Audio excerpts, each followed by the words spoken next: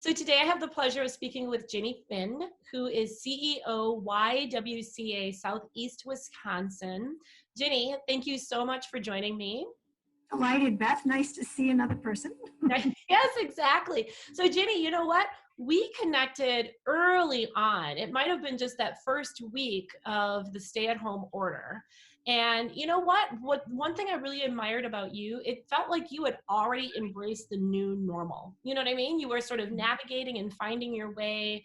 You were upbeat. And so I'm just curious to know, like a month in, how are you feeling today? Well, today is great. Maybe Friday wasn't. That's, I think, the thing we all have to get used to is that this is a constantly evolving situation. And the more we accept that, the easier it will be. It won't be easy. But if we expect predictability, if we expect things to go in a straight line, I think we're all going to be disappointed. Yeah. So that's part of it. I also, even though I'm not physically working with people, I obviously am still connected and working with my colleagues, and we're funny people. I mean, we like to laugh just as a matter of normal stuff. So we've made a point of trying to make each other laugh even as we're going a mile a minute. And then I think the other thing is just simply the nature of our work. Because we're an essential service and part of an essential network of support, we have a frame of reference that we're lucky. I mean, we're working, we have the ability to work remotely, and we are so grateful to the members of our community that are doing all the things that we can't do. So I think those things make you upbeat, even when reality strikes. I mean, we have had COVID-19 strike very close to home for our staff and some of our close community members. So it's all a mix. I wouldn't say balance because you're juggling, right? But it is a mix, and I think recognizing that helps you keep upbeat. Yeah, no, very well said. But you had mentioned that you're an essential service, right? So on one hand, lucky, but also I would imagine there's like a lot of pressure, right? As an essential service, a lot of people are depending on YWCA and they're looking to you, particularly in a time of need and challenge and difficulties. Are you guys giving a lot of thought to what your services look like in a new normal, right? You know what I mean? I'm not sure that we're going to go back to exactly the way things were. You know, it might be phased in, and even then the new normal may be a little bit different. How much do you guys, in addition to block and tackling during the day, you're giving thought to a future that you might not have envisioned a month ago? Well, we started those conversations pretty much 10 minutes after we made sure everybody was remotely connected.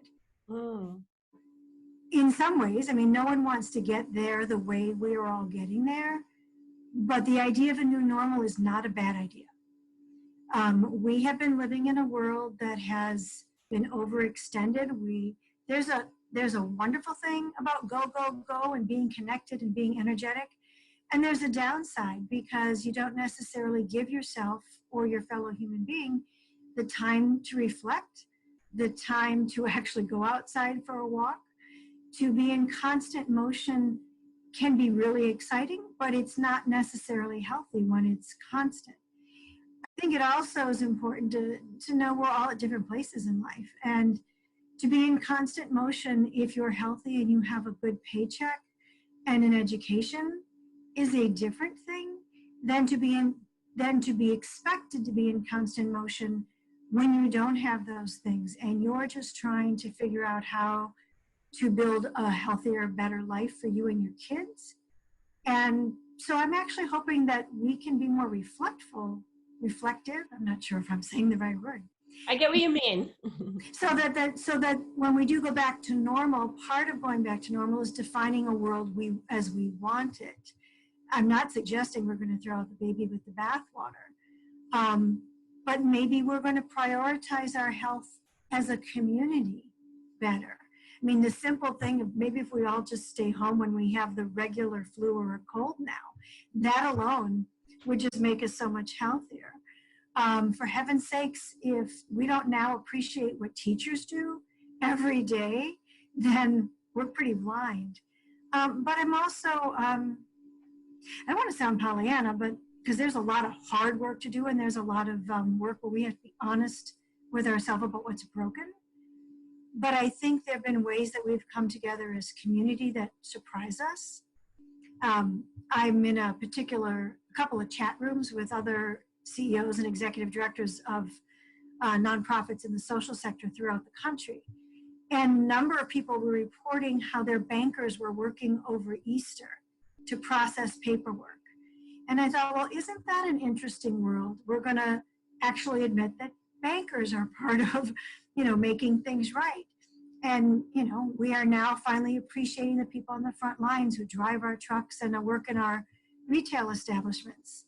And of course, those who are in health care settings, whether they're a medical professional or the janitor, we now understand all those dots connect in a way that I think we would say we understood before, but now we understand it in our bones. I totally agree with you. I mean, that really has been a silver lining through all of this pandemic, is that we have the opportunity to kind of reset with our priorities, our values, putting people first, showing more compassion. I love all of those things. And the optimist in me feels like we can carry some of that goodness going forward. But then sometimes I'm like, will we really? So Well, yeah, what are your thoughts? exactly. What are your thoughts on that? And even for you personally, are you committing to do anything differently to maintain some of that silver lining that was uncovered during this pandemic? Well, I think that your point about will we really do it? I think we will. And I think we'll take one step forward and two steps back and a couple sideways and then 3 steps forward. I think what doesn't change is that we're human, right? So we are going to be fallible. We're not going to get it right. What I hope has shifted is that if we don't get it right, we won't dismiss that it was a bad idea, and that we will still try to create a new normal that is more inclusive and that is working for everybody, not just some people. And to recognize that if we try something and it doesn't work, that doesn't mean we're on the wrong path. I think the other thing that I personally have to remember is this is a marathon. This is not a sprint. I mean, and perhaps the health dynamics are a good analogy for us all. We're going to shelter in place till an appropriate time based on the data that's available. And then we will move back into having social norms again. But it doesn't mean it's going to be a straight line. There will be flare-ups. There will be medical concerns. What goes on in a large metropolitan community may be very different than happens in rural areas. And both experiences are going to be real and valid. How I keep myself upbeat and focused on that. And honestly, some days I do a really great job and sometimes I don't. And quite frankly, this past weekend was tough. I didn't have 900 things to do. And I realized that I wasn't actually taking the time then to reset like I just said I should 5 seconds ago. And I found not being busy made me anxious. So I actually reflect what's going on with me personally. And then how does that translate into whether or not I'm being supportive of my colleagues and my staff? Right. Yeah, I think our culture is so normally, we put a premium on being busy. I think a lot of us don't value, sometimes we need to do nothing or reflect and rest and recharge, or we don't feel that we're being of value or service to others unless we're do in constant execution mode. So I think maybe that's a unique challenge just for us Americans that are very uncomfortable not being busy. But I really like how you almost have a certain, you exude sort of like patience a little bit, I really like what you said about just because we want to be intentional about keeping the things that have been good lessons during the pandemic, and it doesn't necessarily work out, or we'll take 2 steps backwards, 3 steps back, that it's not a good idea to not give up on that good idea. For me, it's almost like when I try to stick with healthy eating, like if I have a day where I have a brownie, I'm like, the whole thing is not working, right? I'm ready to throw the whole thing out. It can't be done. But I'm going to channel you going forward to remember, just when you slip, that doesn't mean that it's not a bad idea. And it still doesn't mean that it can't be done if you have that long-term perspective. But it's hard to remember that in the moment. It is hard to remember that in the moment. I know. Oh my God, I had a brownie. now I guess I'm going to have this too, right? Right. You know, I hear you. I mean, you know, we can all talk a good game, right? But living it is the tough part. Living the tough part. So maybe that's the best thing we can do for each other is reinforce this, and to find that mix of giving each other a little slack when we screw it up, but also, you know, allow someone who's, if I've screwed up, give me a little slack and invite me back onto the right track rather than say, no, you can't be part of the solution anymore because you didn't do X, Y, or Z. Yeah. You know, That, and I would say being kind to ourselves. Yes. You know what I mean? Again, back to the diet thing, I will beat myself up if I have that brownie. You know what I mean? Rather than saying, I had the brownie. Mm-hmm. You know, move on, right. Yeah, move on. Yeah, make the next decision a better one. Well, and we model that behavior for our kids, whether they're our own personal kids or other kids in our life. And, you know, they can tell the difference if we're saying one thing and doing another. So if we're saying— not just our kids, employees too, right? As the leaders are looking at you. Mm-hmm. Exactly. Well, and that's particularly interesting. It's interesting when you talk about the, you know, the work setting. I think we forget there's so many different generations there. And so that modeling of that behavior is intergenerational, not necessarily about your title and what you're doing. I think if the, you know, the quote older generation, which I guess I'm close to getting to be part of, if we can remember that. But it's interesting that you mentioned the employee thing, because on our first all staff meeting, which was a video chat, the meeting had already been scheduled. It's just we had to switch to being a video connection. And then what was interesting is, so I'm of a certain age and worked in a certain industry. And so I was asked, you know, in front of everybody else, have you ever been through anything like this? And of course, I don't think any of us have, at least not me. But I was a young professional working in San Francisco and then New York City during the decade plus that was the big part of the AIDS epidemic. And I happened to be working in the performing arts, and that was an industry that was immediately affected. And I remember everybody being sick quickly. Now, it wasn't obviously everybody the way now, and certainly it was a communicable disease, but in a different way. But I remember having everything upended. I remember, as you say, the only currency that counted was kindness. Not just in your everyday life, but especially at your office. Yeah. And for those of us that muddled through that time, I remember that feeling, and I think it's been really helpful because no matter what goes on, the sun is going to come up tomorrow. We are still going to have a lot of stuff to get done, and we have to look out for each other. And who's vulnerable is being redefined, but we will get through this. So that's the optimism. The pessimism, I think, just comes in with exhaustion. Sometimes you're just tired. Yeah. And you have to, like you said, you have to just give yourself time to reflect and step back because it's essential. It's like you have to do it.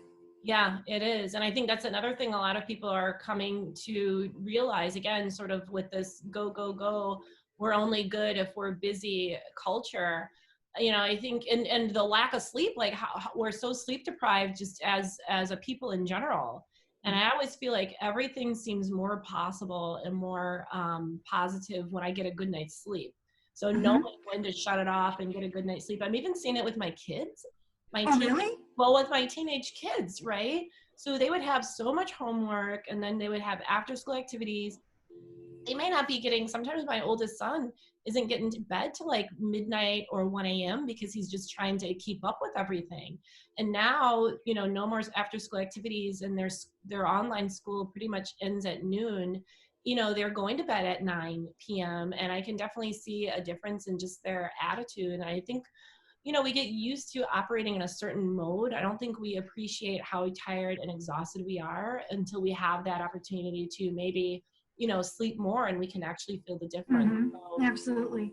Well, and it's funny you say that because I do find even on weekends, this weekend being an exception, but I've been taking little cat naps. And actually had deliberately scheduling quiet time. Like I'll just tell my husband I'm by myself for a while, etc., and he does the same thing. But the question I guess is how to translate these things to work culture when all of us, first of all, we didn't all start with the same work culture, right? So I've been taking the lessons we're learning now and then bringing back to the office. How well they'll be received and how we integrate them depends on the work culture that we started with. Yeah. And certain industries will have different demands on people's time, different ways, right? I mean, it's not going to be one size fits all. Yeah. Yeah, I think those are all really good questions. And what I'm hopeful about is that this was enough of a disruption that I think we can never completely go back to normal or forget this experience. And it does provide an opportunity to reflect and possibly reset, even with workplace cultures that were nothing like this before. So I think at the very least, people might be open to the conversation, might be open to reflecting. What have we learned about ourselves, our culture, our leadership, and what are the good things that came out of it that we might want to continue? That's what I'm hopeful about. Well, the technology thing is fascinating, not just in terms of delivering services and whatnot, but I had been taking some classes on the side to learn different technology tools that I'd been kind of self-doing and move along all that fast. Well, now that I've got blocks of time, I've been making much better progress, and I'm also seeing how to translate that to my everyday work. And so that's kind of exciting. That is. I think we've all become— I'm an old dog learning new tricks. Yeah. Well, we've all become a little bit more tech savvy. If I can get my two 85-year-old parents on Zoom, anything's possible. You got your dad on Zoom? Excellent. Now that I know, I'm going to my dad. It took a couple tries. Okay. Yes, he's Zoom savvy now. Yes. That's fabulous. We haven't yet tried with my mom, but it is a goal. Yeah. At this point, we actually get her to put her hearing aids in, so that's a good thing. Well, Ginny, I don't want to take up too much more of your time, but this has been really inspiring. So thank you very much for your leadership, and thank you for sharing your wisdom and insights as well. And thank you for reaching out, and thank you for sharing the news that YWCA is an essential service. In reality, we're busier than ever. Yeah. Well, keep it up. Thank you. Take care. Bye-bye.